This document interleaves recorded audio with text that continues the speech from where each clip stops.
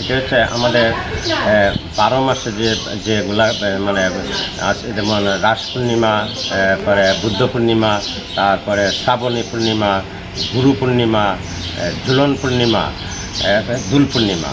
এই এই যতটি পূর্ণিমার মধ্যে উৎকৃষ্ট হয়েছে দোল পূর্ণিমা।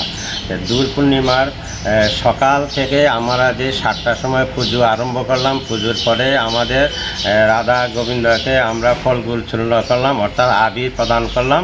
এখন তাদেরকে আমরা 7 বার প্রদক্ষিণ করে আমরা দোল মঞ্চে নিয়ে গোবিন্দকে আমরা স্থাপন করে তারপর আমরা আবির প্রদান করব। তারপরে আমরা হোম করব, হোমের পরে আমরা অঞ্জলি হবে, তারপরে ভোগ আরতি হবে।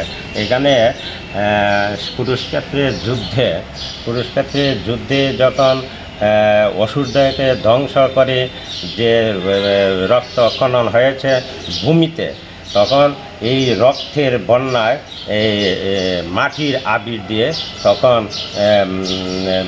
দেবতা উৎসর্গ করা হয়েছে এবং তারা এই আনন্দে আপ্লুতে সেই তারা এই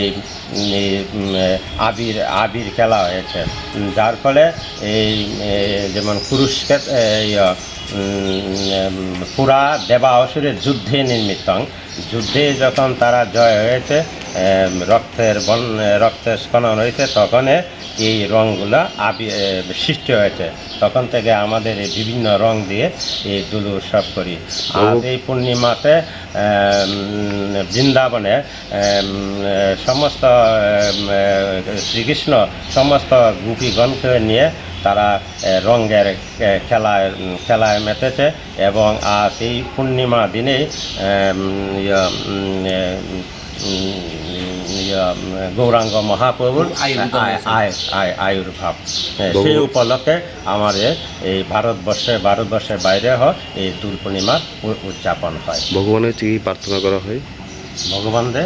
ভগবানের কাছে আমরা প্রার্থনা করি যে আমরা শান্তির কল্যাণ, সবাই যেন সমৃদ্ধি পায় এবং মঙ্গল হয়, সবের দেশের মঙ্গল কামনাতে আমরা ভগবানের প্রার্থনা করি যে হে প্রভু, হে ভগবান, সবাই যেন সুখে শান্তিতে থাকতে পারে, এই প্রার্থনাই আমরা করি।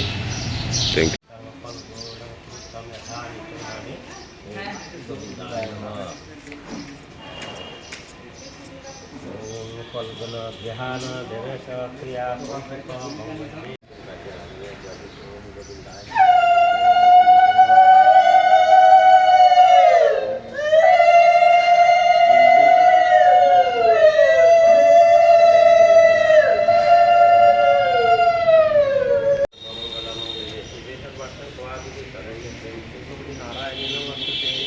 ओम त्रैलक्ष पूजित